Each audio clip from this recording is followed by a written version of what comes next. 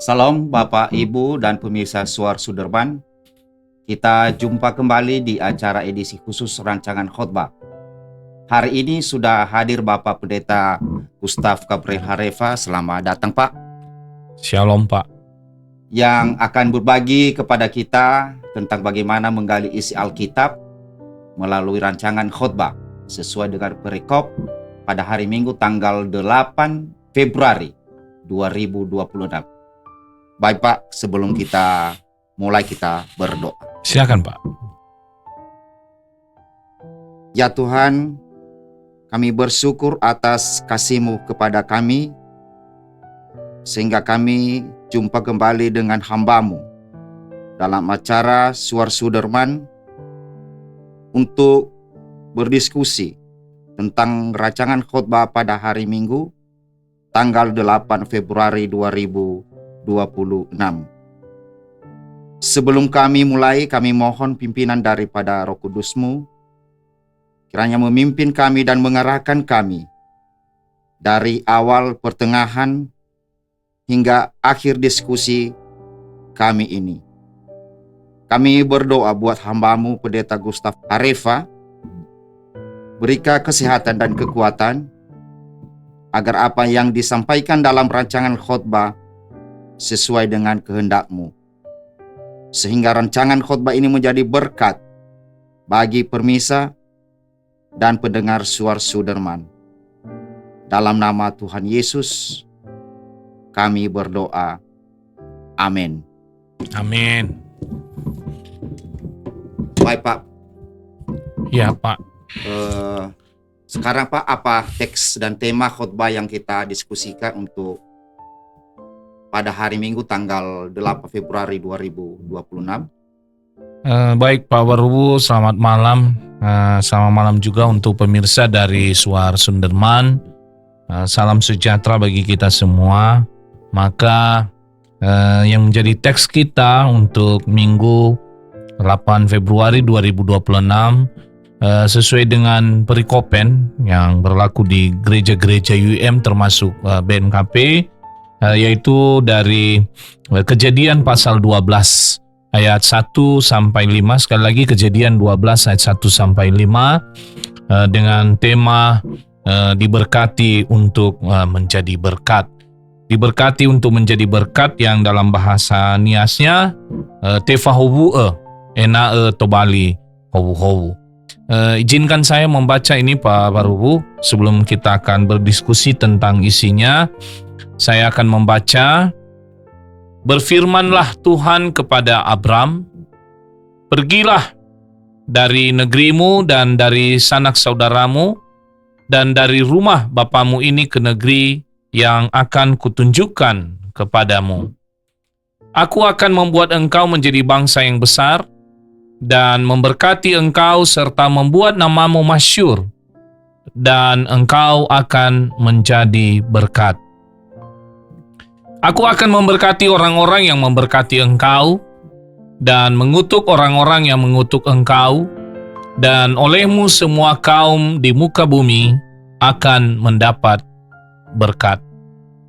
Lalu pergilah Abram seperti yang difirmankan Tuhan kepadanya, dan Lot pun ikut bersama-sama dengan dia. Abram berumur 75 tahun ketika ia berangkat dari Haran. Abram membawa Sarai, istrinya, dan Lot, anak saudaranya, dan segala harta benda yang didapat mereka dan orang-orang yang diperoleh mereka di Haran. Mereka berangkat ke tanah Kanaan, lalu sampai di situ. Jadi demikian dulu pembacaan kita pada malam hari ini Pak, yang menjadi teks kita. Iya Pak. Baik Pak Pendeta. Iya Pak Tolong Warubu. Pak uraikan sama kita Pak dan kepada pemirsa tentang latar belakang teks ini sehingga muncul pemanggilan Abraham. Baik Pak Warubu, terima kasih untuk pemirsa Suar Suderman. Sebenarnya teks ini sudah umum, ya, artinya akan sering kita dengarkan teks ini. Tapi izinkan pada malam hari ini kita share juga dengan pemirsa Suar Suderman ya Pak Warubu. Yang pertama bahwa sebenarnya kita harus melihat bahwa teks ini adalah babak baru Ya, dia semacam babak baru dari sejarah keselamatan dari Allah secara universal.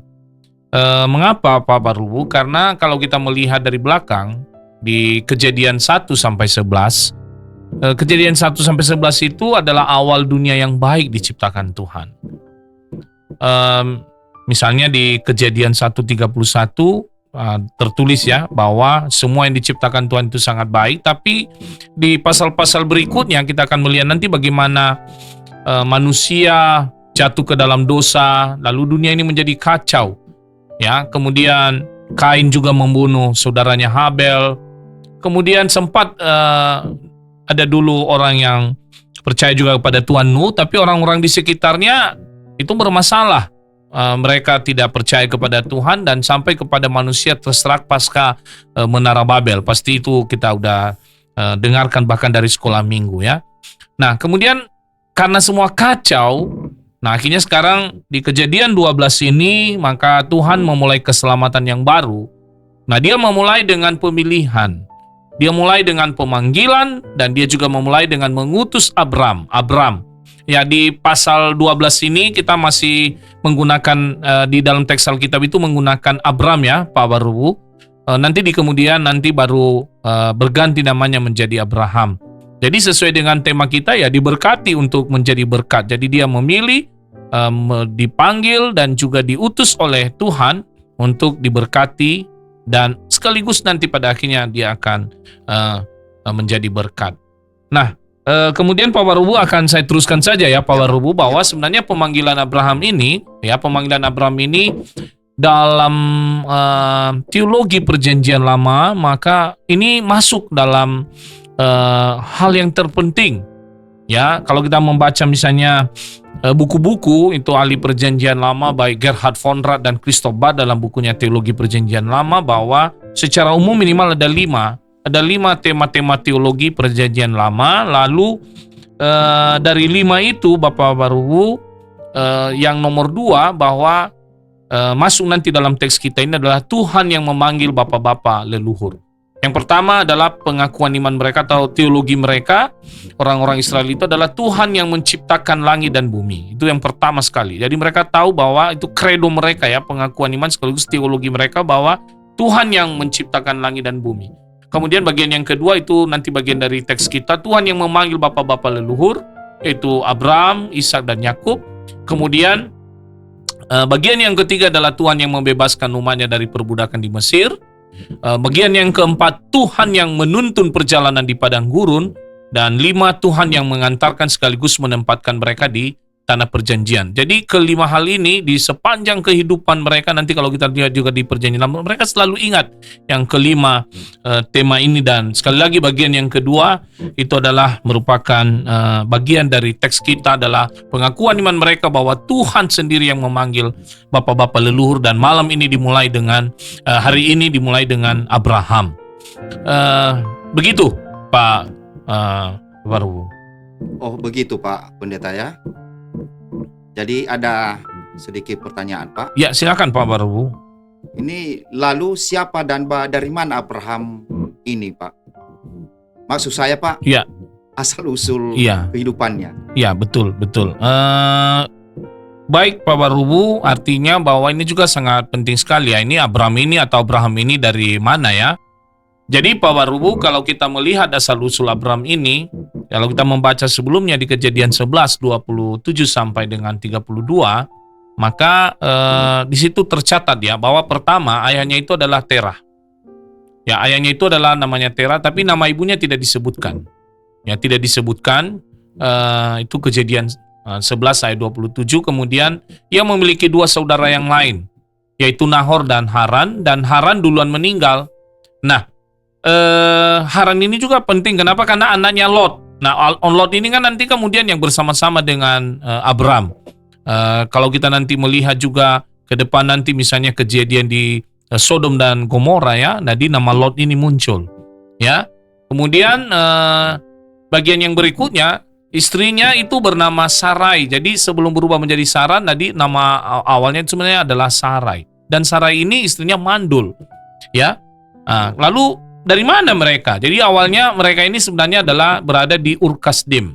Itulah tempat lahir dari Abram. Dan Ur Kasdim itu adalah kota dagang di Mesopotamia Selatan yang berkembang pada abad ke-20 sebelum Masehi. Lalu di kemudian hari itu hancur pada abad ke-10 sebelum Masehi dan bangkit lagi pada abad ke-7 sebelum Masehi dan sangat terkenal pada saat itu yang disebut dengan Babel, ya. Bisa kita lihat di Habakuk 1 ayat 6. Nah, kalau kita membaca juga di pasal 11 itu ayat 27 sampai 32, nanti dikatakan di situ bahwa mereka pindah ke Haran dan menetap di sana. Ya, Haran ini adalah barat laut dari Mesopotamia. Jadi dari selatan mereka pindah ke barat laut dan itu adalah Haran itu adalah tempat singgah orang-orang untuk menuju Laut Tengah. Jadi disitulah mereka menetap. Kira-kira begitu Pak Warubu. Baik Pak Pendeta, saya sudah bisa memahami sekarang latar belakang dan konteks dari kehidupan dari teks ini. Ya. Yang menjadi pertanyaan lagi Pak, apa isi dari teks yang dikhotbahkan ini? Ya, baik. Karena kita sudah tahu ya latar belakangnya Pak Warubu, maka sekarang kita akan masuk sebenarnya bagaimana sebenarnya isi daripada teks ini ya. Nah, jadi teks ini sebenarnya dalam konteks Kejadian 12 ayat 1 sampai 9. Jadi itu sebenarnya satu kesatuan ya, tapi khusus dari yang kita diskusikan pada saat ini untuk minggu, saya kurang tahu ya. Ini para penyusun khotbah ya, di khotbah ini hanya sampai dengan ayat yang ke-9, padahal sebenarnya itu sampai dengan ayat yang ke-5, tapi sebenarnya itu adalah sampai dengan ayat yang ke-9. Nah, kalau kita melihat strukturnya sebenarnya Pak Warubu, maka ayat 1 itu adalah panggilan dan perintah dari Tuhan kepada Abram. Itu yang pertama.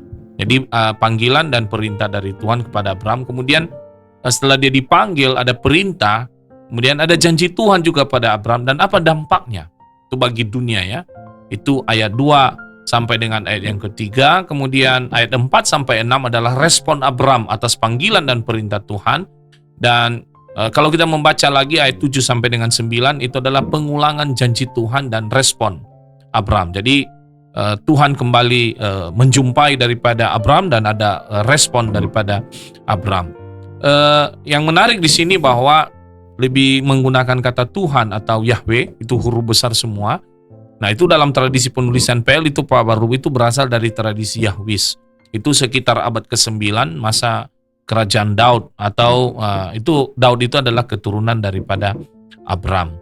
Nah, kita akan mencoba ya melihat bagaimana sebenarnya isi daripada teks kita untuk khotbah hari Minggu ini. Maka yang pertama, yang penting itu adalah panggilan dan perintah dari Tuhan kepada Abram. Itu di ayat yang pertama. Nah, dari sini sebenarnya sesuai dengan tema juga adalah diberkati untuk menjadi berkat, maka dalam teks ini memberikan penegasan bahwa sumber berkat itu adalah dari Tuhan. Ya, itu dari Tuhan.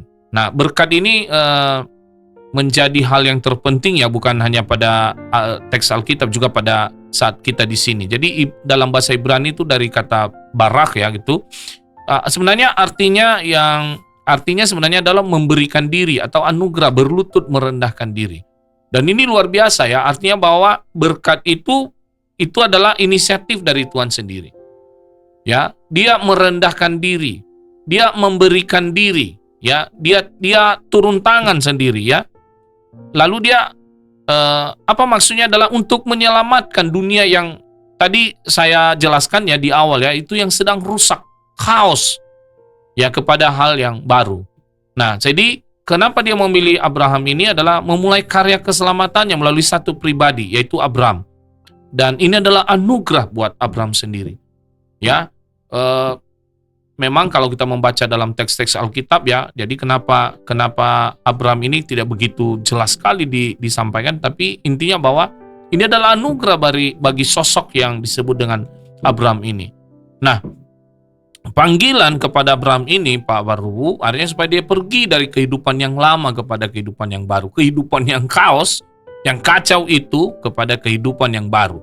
Nah, kehidupan yang baru itu adalah bukan pilihan dari Abram, tapi itu adalah pilihan dari Tuhan sendiri. Nah, itu bagian yang pertama. Lalu bagian yang pertama tadi adalah keluar dia dari kehidupan yang lama. Pertanyaan sekarang, apa sebenarnya ya pergi keluar itu? Yaitu dari tradisi-tradisi yang lama. Nah, apa tradisi yang lama itu? Yang pertama, Pak Barubu, artinya berubah dari keagamaan yang lama. Kenapa? Karena keluarga daripada Abram ini di masa lalu itu mereka hidup dengan politeisme. Politeisme ini banyak dewa. Jadi yang mana loba langi hula simeneke dan mefona badan dunia osei titui loba langi kheda ya. Jadi banyak dewa-dewa. Mereka percaya kepada banyak dewa-dewa. Dan sekarang Tuhan mengatakan keluar kamu dari konsep keagamaanmu yang lama itu, tradisimu yang lama itu, kepercayaanmu yang lama kepada yang baru. Yang baru itu monoteisme, hanya satu Tuhan, yaitu Yahweh, Tuhan itu ya. Jadi bisa kita lihat nanti di Yosua 24 ayat 2 ya. Nah, salah satunya dewa yang sangat mereka kenal pada saat itu adalah dewa bulan.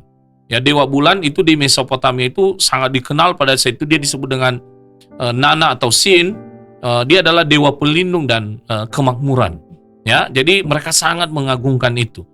Yang kedua, Abram dipanggil keluar dari negerinya, ya. Dari negerinya. Nah, negeri pada saat itu adalah satu daerah dengan batas tertentu dan menetap dengan kebiasaan pada saat itu nomaden. Jadi mereka itu dulu Pak Barubu nomaden itu, pindah-pindah. Nah, sekarang kalau nomaden itu pindah pada zaman dulu, itu kan pilihan dari orang tuanya, dari keluarga. Nah, karena mereka kan mengandung sistem patrilineal ya. Patrilineal yaitu dari garis keturunan ayah. Nah, jadi yang menentukan adalah ayah. Mau kemana mereka pergi, ya itu yang menentukan.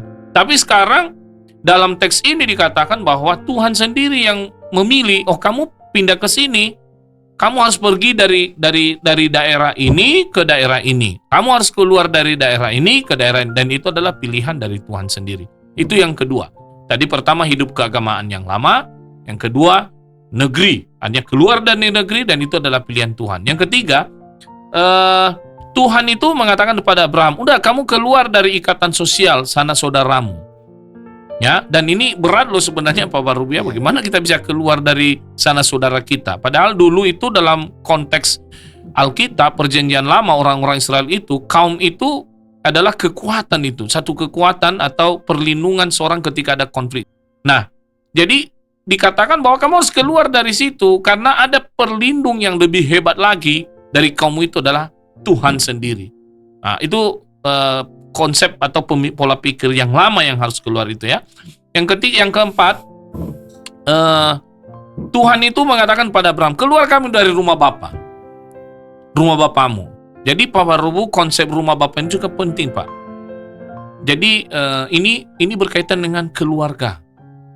Jadi kalau ditanya sama kita sekarang apa yang disebut dengan keluarga ya, keluarga itu adalah ayah, ibu dan anak. Tapi dalam konsep Alkitab itu orang-orang Israel itu memahami keluarga itu artinya bahwa tinggal di rumah bapa.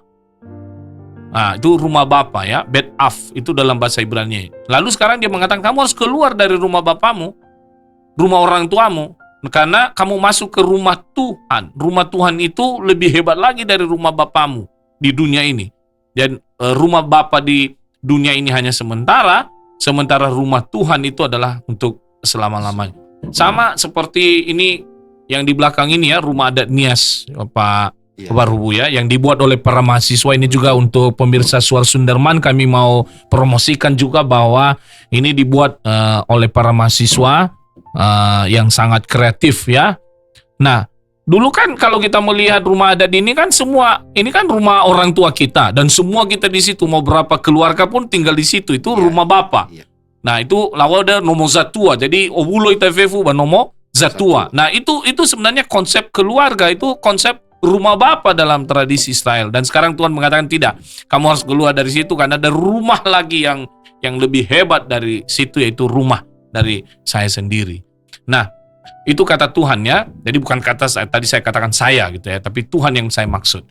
Nah, kalau kita juga membaca misalnya Yosua 7:14, Bapak Barubu, nanti akan dijelaskan ya bagaimana jenis keluarga dalam tradisi Yahudi. Saya akan baca Yosua 7 ayat 14. Besok pagi kamu harus tampil ke muka suku, jadi suku Mado, Kemudian demi suku dan kaum, daha. Demi kaum itu yang ditunjuk oleh Tuhan harus tampil ke muka keluarga, samba-samba omo demi keluarga, dan keluarga yang ditunjuk oleh Tuhan harus tampil ke muka seorang demi seorang. Nah, dalam Alkitab, keluarga itu adalah dasar sosial, budaya, ekonomi dalam masyarakat, sehingga tidak mengenal individu. Nah, lalu saya sudah jelaskan tadi bahwa keluarga itu menganut tradisi patrilineal, itu menurut mereka. Dan itu kan hampir sama dengan budaya-budaya yang sekarang. Nah, yang kedua, Pak Baru, yang bisa kita ambil dari teks ini adalah bahwa janji Tuhan kepada Abraham dan dampaknya. Ya, nah sekarang kan sudah dipanggil, sudah dipilih. Nah, sekarang apa janji Tuhan kepada Abraham dan dampaknya? Nah, janji Tuhan itu adalah pertama mendapat berkat. Berkat itu adalah untuk dirinya sendiri. Itu yang pertama dulu. Dia menjadi bangsa yang besar, namanya Masyur. Nah, kata bangsa di sini, kata bangsa itu dalam bahasa Ibrani itu goy, itu bernuansa politis itu Pak Baru. Jadi kalau katakan menjadi bangsa yang besar, itu keturunannya kelak akan menjadi kekuatan politik yang besar. Dan kita lihat nanti bagaimana keturunan Abraham ya, Raja Daud, Raja Salomo sampai kepada Yesus Kristus. Itu kekuatan politik ya. Kemudian bisa kita lihat nanti dalam 2 Samuel 7 ayat 16, di situ disebutkan bahwa keluarga dan tahtamu akan kokoh untuk selama-lamanya. Lalu setelah dia mendapat berkat, dan sekarang dia juga diutus untuk menjadi berkat. Nah, berkat itu menjadi berkat itu dalam 3 bagian. Yang pertama untuk keluarga dan kerabatnya, kemudian sesama yang berhubungan dengan dia. Ini luar biasa. Dia mengatakan bahwa kamu berhak untuk memberkati orang yang memberkati engkau, dan kamu berhak untuk mengutuk orang yang mengutuk engkau. Dan yang ketiga yaitu seluruh kaum di dunia. Jadi melalui Abraham ini, nanti pada akhirnya seluruh kaum di dunia terberkati, termasuk kita pada saat ini. Makanya kan ada lagu sekolah minggu, Bapak Abraham ya mempunyai banyak sekali anak-anak ya. Jadi anak-anak, mungkin kita ini sebenarnya saya nggak tahu apa istilah yang digunakan ya Pak Baru, bukan hanya anak-anak lagi, mungkin cucu, cece dan segala macam lah gitu. Nah, kemudian berkat ini bukan karena prestasi Abraham, bukan, tapi itu karena relasinya yang baik dengan Tuhan. Nah itu ya, jadi bukan karena prestasi. Kalau misalnya kita mendapat berkat karena prestasi kita, karena hebat dikasih berkat, award, lebih ke hadiah, tapi tidak, ini karena relasi yang baik dengan Tuhan. Lalu bagian yang ketiga, ada respon Abraham. Itu di ayat yang keempat dan kelima. Respon Abraham yaitu dia taat dan berangkat. Ya, dia taat dan berangkat. Gimana caranya? Dia menerima panggilan dengan iman. Makanya dikatakan kan Abraham itu adalah bapa orang beriman. Kenapa? Karena dia beriman kepada Tuhan, ya, tanpa perdebatan. Nah, sebenarnya hebat juga itu si Abraham ya. Kan dikatakan pergi kamu dari sini, pergi ke sana. Dia aja nggak tahu kemana. Ya, tapi dia yakin bahwa karena Tuhan yang menentunya, dia yakin pasti Tuhan akan membawa dia ke tempat yang baik. Yang berikutnya dia berangkat bersama keluarganya. Jadi dia tidak hanya dirinya sendiri, tapi keluarganya. Karena keluarga juga adalah penting, satu kesatuan dengan dia. Dan ikut Lot. Lot tadi ya, anak dari saudaranya yang meninggal yaitu Haran dan Harta. Termasuk para pembantu. Pembantu itu budak-budak yang bersama dengan dia. Lalu mereka menuju tanah yang dijanjikan, yaitu tanah Kanaan. Nah, kalau kita misalnya dimensi teologinya bahwa sebenarnya kepergian Abraham dari negeri itu dan ikatan sosial itu adalah perjalanan iman. Jadi perjalanan iman Abraham sebagai imigran daripada Tuhan. Lalu Pak Baru, tentu kan muncul pertanyaannya, bagaimana nanti janji-janji ini? Benarkah janji ya? Jadi sebenarnya panggilan dan janji Tuhan itu terus berlanjut itu Pak Baru, sampai tergenapi. Ya, Abram dan Sarai istrinya itu semakin lanjut usia. Kan itu gua tua iradanya, balas sosofu mana lah, mana so janji, ya janji Tuhan itu. Nah, jadi mereka tetap menanti janji Tuhan. Nah, sehingga pemanggilan Abraham ini dan janji ini diteruskan lagi nanti, misalnya Kejadian 15. Di Kejadian 15 kita membaca bahwa justru Abraham itu ingin mengadopsi anak gitu, Pak Baru. Karena Sarai kan istrinya mandul. Lalu dia mengatakan, Tuhan mana janjimu itu? Jadi dia mau mengadopsi sebenarnya seorang anak yaitu Eliezer. Tapi Tuhan ingatkan, jangan kamu ambil, karena nanti yang mewarisi janji-janji itu adalah anak kandungmu. Ya, lalu dia tunggu, oke lah saya percaya. Kemudian lama-kelamaan waktu terus berlalu belum tergenapi. Nah, akhirnya kejadian 17 dia tanya lagi bagaimana ini. Nah, akhirnya terjadi lagi percakapan mereka dan Tuhan kembali memberitahukan janjinya di kejadian 17 itu, dan ada bukti kesepakatan Pak Baru. Apa bukti kesepakatan? Itu tadi, namanya berubah. Abram menjadi Abraham dan Sarai menjadi Sarah, dan ada satu lagi, setiap anak laki-laki Israel disunat. Ya, itu ya, disunat itu pada ayat 9 sampai 13 dari kejadian 17. Dan setelah janji ini, kita akan melihat nanti lahirlah Ishak. Ya, lahir Ishak. Jadi kira-kira itulah isi Pak Baru dan apa materi daripada khotbah yang akan kita renungkan untuk hari Minggu. Demikian Pak Baru. Baik Pak Pendeta, ada satu lagi pertanyaan Pak. Oh iya, baik.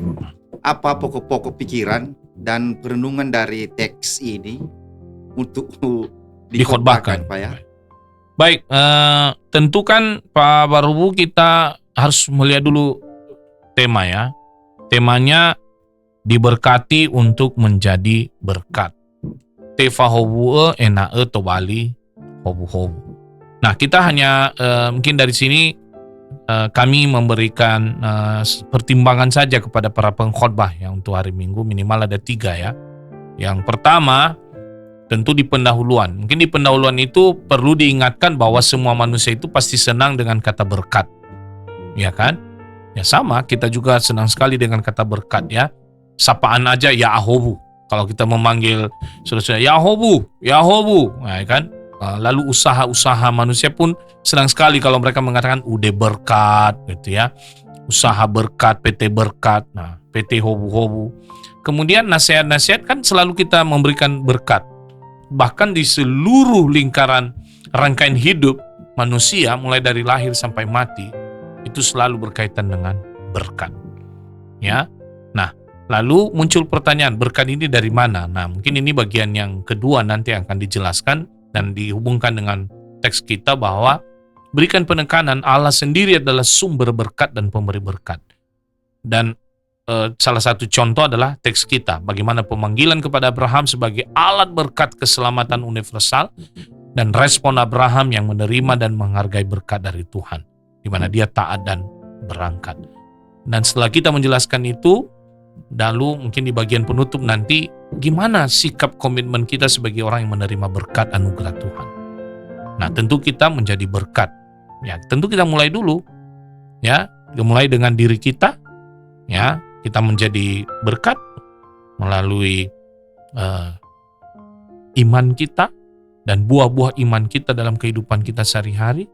Ya, bagaimana keluarga kita yang menjadi berkat, lingkungan dan dunia yang mungkin sedang tidak baik-baik sekarang ini Pak Baru. Ya, ada kekerasan, diskriminasi, kejahatan, ketidakadilan, KKN ya, penyakit-penyakit sosial. Nah, bagaimana kita sekarang menjadi berkat di sana ya, melalui kehidupan kita yang sudah duluan menerima berkat dan kita sekarang menjadi berkat bagi orang lain. Berkat yang dimaksud di sini kan bukan hanya persoalan materi ya, misalnya kita memberikan sumbangan, bukan hanya itu. Tapi sebenarnya buah-buah iman kita itu yang kita menunjukkan di dalam kehidupan sama seperti Abraham dengan imannya dan dengan buah imannya dia menunjukkan dan akhirnya dia menjadi berkat bagi orang lain. Mungkin 3 bagian ini yang bisa kita berikan pertimbangan bagi para pengkhotbah, karena kita kan tidak begitu tahu konteks daripada jemaat masing-masing Pak Barubu ya. Jadi artinya inilah pertimbangan-pertimbangan yang akan kita berikan bagi mereka. Demikian Pak Barubu. Baik Pak, terima kasih. Demikian diskusi kita saat ini tentang rancangan khotbah untuk hari Minggu tanggal 8 Februari 2026. Atas nama Suara Suderman, kami ucapkan terima kasih kepada Bapak Pendeta Gustaf Ya. Harif Pak MTH. Sebelum kita menutup Pak, kita berdoa, kami mohon kesediaan Bapak untuk memimpin kita dalam doa. Baik, Pak Barubu, demikianlah sharing kita pada saat ini dan kita berharap bahwa Suar Sundarman, program-program ini terus diikuti oleh para pemirsa dengan baik, dan terus berdoa juga buat program daripada Suar Sundarman ini. Mari kita bersatu dalam doa. Terima kasih Tuhan untuk saat ini kami boleh diskusi tentang rancangan khotbah untuk Minggu 8 Februari 2026.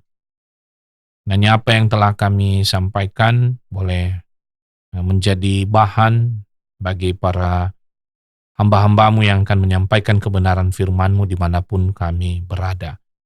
Dan kiranya Tuhan juga memberkati program Suar Sundarman ini, kiranya terus boleh menjadi berkat bagi setiap pemirsa. Kami berdoa buat seluruh hamba-hambamu, persiapkanlah mereka dengan kuasa Roh Kudus-Mu, dan biarlah mereka juga boleh dikuatkan di dalam menyampaikan kebenaran-kebenaran firman-Mu. Terima kasih, di dalam nama Yesus kami berdoa. Amin.